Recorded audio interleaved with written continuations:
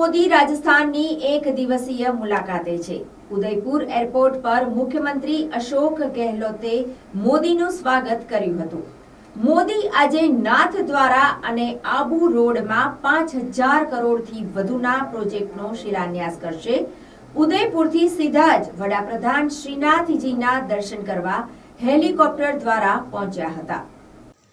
ચૂંટણીના વર્ષમાં ફરી એકવાર રાજસ્થાન પહોંચેલા વડાપ્રધાન નરેન્દ્ર મોદીએ નાથદ્વારામાં રેલવે લાઇન સહિત 5000 કરોડ રૂપિયાના પ્રોજેક્ટનો શિલાન્યાસ કર્યો। નાથદ્વારા ખાતે ભગવાન શ્રીનાથજીના દર્શન કર્યા બાદ જાહેર સભાને સંબોધતા વડાપ્રધાને કહ્યું કે આ પ્રોજેક્ટ્સ રાજસ્થાનની કનેક્ટિવિટીને નવી ઊંચાઈઓ પર લઈ જશે। નેશનલ હાઈવેથી ઉદયપુર, ડુંગરપુર અને બાંસવાડાને ફાયદો થશે। બિલારા અને જોધપુર સેક્શનના નિર્માણથી સરહદ સુધી પહોંચવામાં સરળતા રહેશે। તેનો મોટો ફાયદો એ થશે કે જયપુરથી જોધપુરનું અંતર પણ 3 કલાક ઓછું થઈ જશે। શ્રીનાથજીના દર્શન કર્યા બાદ જનસભાને સંબોધવા પહોંચેલા મોદીનું ઉલ્લાસથી સ્વાગત કરવામાં આવ્યું હતું। विरासत को बढ़ावा देने के साथ ही विकास को भी गति देता है। जब हम आने वाले 25 साल में विकसित भारत के संकल्प की बात करते हैं तो उसके मूल में यही इंफ्रास्ट्रक्चर एक नई ताकत बनकर के उभर रहा है। आज देश में हर तरह के इंफ्रास्ट्रक्चर पर अभूतपूर्व निवेश हो रहा है, अभूतपूर्व गति से काम चल रहा है। रेलवे हो, हाईवे हो, एयरपोर्ट हो, हर क्षेत्र में भारत सरकार हजारों करोड़ रुपए निवेश कर रही है। इस साल के बजट में भी भारत सरकार ने इंफ्रास्ट्रक्चर पर 10 लाख करोड़ रुपए खर्च करना तय किया है। साथियों, जब इंफ्रास्ट्रक्चर पर इतना निवेश होता है तो इसका सीधा प्रभाव उस क्षेत्र के विकास पर होता है, उस क्षेत्र में रोजगार के अवसरों पर होता है। जब नई सड़कें बनती हैं, नई रेल लाइनें बनती हैं, जब गांव में पीएम आवास योजना के करोड़ों घर बनते हैं, करोड़ों शौचालय बनते हैं, जब गांव में लाखों किलोमीटर ऑप्टिकल फाइबर बिछता है, हर घर जल इसके लिए पाइप बिछाया जाता है, तो इसका लाभ जो स्थानीय छोटे मोटे व्यापारी होते हैं, जो इस प्रकार की चीजों को सप्लाई करते हैं, उन छोटे मोटे दुकानदारों को भी, उस इलाके के श्रमिकों को भी इसके कारण बहुत लाभ मिलता है।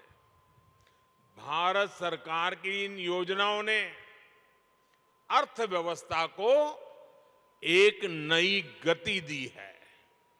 लेकिन साथियों, हमारे देश में कुछ लोग ऐसी विकृत विचारधारा के शिकार हो चुके हैं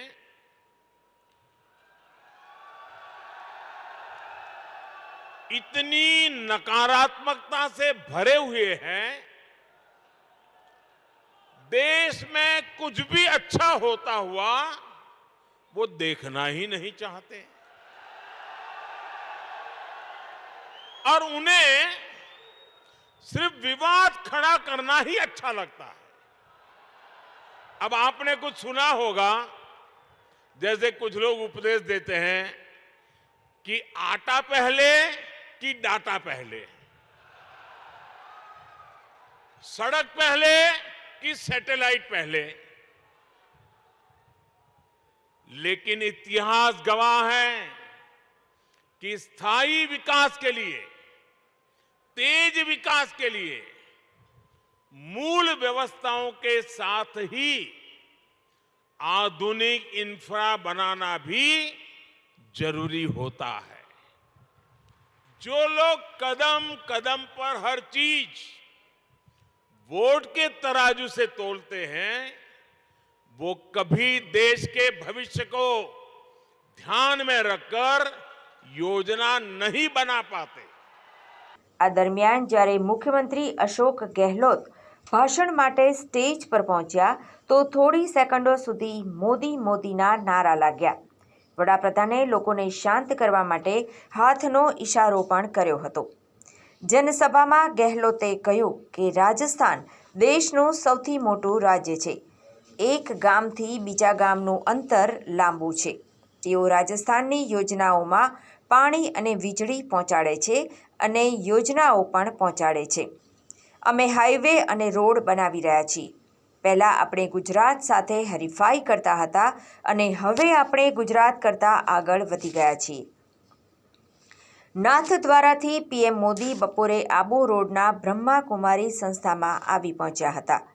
સંસ્થાના પીઆરઓ BK કોમલે જણાવ્યું કે પીએમ મોદી આબુ રોડની તળેટીમાં બનેલા શાંતિવનમાં આવશે. અહીં ડાયમંડ હોલમાં સભાને સંબોધશે. राजस्थान जब से मध्य प्रदेश से छत्तीसगढ़ अलग हुआ है, उसके बाद में राजस्थान देश का सबसे बड़ा राज्य है. भूभाग की दृष्टि से यहाँ पर कई तो गांव नाम के रह गए, ढाणियों में लोग बसे हुए हैं पूरे प्रदेश के अंदर. एक गांव से दूसरे गांव की दूरियाँ बहुत लंबी है. इसलिए प्रधानमंत्री जी, मैं आपको आग्रह करना चाहूँगा, राजस्थान की योजनाओं में जब हम लोग पानी पहुँचाते हैं, बिजली पहुँचाते हैं, सड़क बनाते हैं, तो कॉस्ट ऑफ डिलीवरी जो है, कॉस्ट ऑफ डिलीवरी खर्च जो होता है योजना को पूरी करने में अन्य राज्यों के मुकाबले में बहुत ज़्यादा होता है राजस्थान के अंदर. फिर भी यहाँ नेशनल हाईवे बने हैं, हम स्टेट हाईवे बना रहे हैं, मेगा हाईवे बने हैं, डिस्ट्रिक्ट रोड बने हैं, अच्छे काम हुए राजस्थान में. सड़कें हमारी बहुत शानदार है. पहले हम गुजरात से मुकाबला करते थे तो लगता था कि हम बहुत पीछे हैं. अब हम, मैं समझता हूँ, पीछे नहीं हैं, काफ़ी आगे बढ़ चुके हैं. इसी प्रकार रेलवे का मामला है. यूनिगेट पॉलिसी जब से बनी, मैं खुद पार्लियामेंट मेंबर था, केंद्रीय मंत्री था, तब से मैं देख रहा हूँ राजस्थान देश में सबसे पीछे था. राजस्थान, कर्नाटका. मुझे खुशी है कि मिस्टर CK जाफर शरीफ जब रेल मंत्री थे तब यूनिगेट पॉलिसी बनी. उसके कारण से आज राजस्थान में चारों ओर ब्रॉडगेज बन गई. कुछ काम अधूरे हैं, वो पूरे भी हो रहे हैं. उसमें 3 जगह आप लोग आज इसका शिलान्यास करेंगे. मैं समझता हूँ कि इस रूप में और ज़्यादा हमारे यहाँ रेलवे का विकास होगा और ज़्यादा आर्थिक रूप से हम लोग सक्षम होंगे. मुझे कहते हुए गर्व है कि जो हमारा सुशासन चल रहा है राजस्थान के अंदर, उसके कारण से राजस्थान देश में नंबर 2 पे आया है आर्थिक विकास को लेकर के. नंबर 1 आंध्र प्रदेश 11.4%, राजस्थान 11.04%. इस बात का मुझे गर्व है.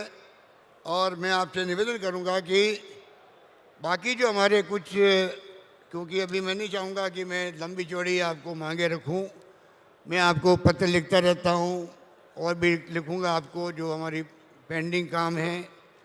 तो विशेष तौर से जो हमारे जिला हेडक्वार्टर हमारे हैं, करौली है, सरमत्रा, करौली, गंगापुर, सैंक्शन है. ये काम रुक गया है. एक रतलाम से डूंगरपुर वाया बांसवाड़ा, जहाँ हम बैठे मेवाड़ के अंदर, उसी का पोर्शन है आदिवासी. आप तो भी पधारे थे वहाँ पर मानगढ़ पहाड़ी पे. तभी मैंने मांग करी थी कि रतलाम से Dungarpur via Banswara rail line बननी चाहिए. वो हमने पिछली बार तो 250 करोड़ दे ही दिए थे हम लोगों ने. काम आगे बढ़ गया था पर कुछ कारण से वापस बंद हो गया. इसी प्रकार नशीराबाद से टोंक, माधोपुर, टोंक जिला भी हमारा जिला वहाँ नहीं है. एक memo coach factory doctor CP Joshi थे रेल मंत्री, तब भीलवाड़ा में हमने शिलान्यास करवा दिया, वो काम भी रुक गया. 3-4 काम की मैं बात अभी करूँगा, बाकी मैं आपको लिख के भेजूँगा. उसी प्रकार से राष्ट्रीय नेशनल हाईवे जो है, वैसे तो मांगे बढ़ती जाती है, पर 50 नेशनल हाईवेज को, स्टेट हाईवेज को आपने कन्वर्ट करने की घोषणा कर रखी है. खाली गजट नोटिफिकेशन होना बाकी उसका है. मैं चाहूँगा आप यहाँ पधारे हो तो आपकी उपस्थिति का लाभ लेते हुए मैं आपसे मांग करूँ कि आप नेशनल हाईवेज को कन्वर्ट करने के लिए आप जो घोषणा हो चुकी है इन प्रिंसिपल गजट नोटिफिकेशन होगा तो आने वाले वक्त में और राजस्थान में नेशनल हाईवेज के काम होंगे। और मैं समझता हूँ कि रोड्स और कम्युनिकेशन, शिक्षा, स्वास्थ्य, ये सभी इम्पोर्टेंस रखती है गुड गवर्नेंस के अंदर। आपने एक बार स्टेटमेंट दिया था, मैं उसको बार बार आपको मैंने कहा, वैसे मैं लोगों को समझाता भी हूँ, कहता भी हूँ। एक बार मॉब लिंचिंग हो गई थी, मोदी जी का स्टेटमेंट आया कि ये लोग एंटी सोशल एलिमेंट है। वही भावना हम सबकी होनी चाहिए। आज हम लोग सब मिलके देश एक रहे, अखंड रहे, जिसके लिए इंदिरा गांधी शहीद हो गई, वे खालिस्तान नहीं बनने दिया, राजीव गांधी शहीद हो गए। हमारे इतिहास कहता है कि हम सब मिलके चलेंगे तो ये देश एक रहेगा, अखंड रहेगा। विश्व गुरु बनने की बात होती है, कभी बन भी जाएंगे। इस प्रकार की भावना के साथ में हम सबको चलना चाहिए। मेरा मानना है कि किसी राज्य में तनाव या हिंसा कोई काम की नहीं है, विकास को रोकती है हिंसा हमेशा, चाहे परिवार की हो, गांव की हो, प्रदेश की हो, देश की हो। मैं उम्मीद करता हूं कि आपका जो मैसेज है हमेशा देश को ऐसा रखे, बांध के रखे, पक्ष हो या विपक्ष हो। बिना विपक्ष के पक्ष क्या होता है, विपक्ष का भी सम्मान पूरा हो।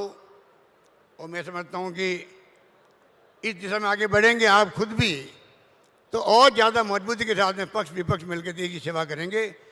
मुझे मौका दिया बोलने के लिए, इसलिए मुझे बहुत खुशी है कि मैं आज आपके बीच आ सका। यही बात कहता हूँ, मैं अपनी बात ख़त्म करूँगा ये कहते हुए, जितनी भी योजनाएं देश के अंदर चलती है, राजस्थान की, हमारे यहाँ की भौगोलिक स्थिति देखते हुए उन योजनाओं का आप प्रायोरिटी दें, जिससे कि हमारी फंडिंग पैटर्न ऐसा हो सके, हम योजना पूरी कर सकें।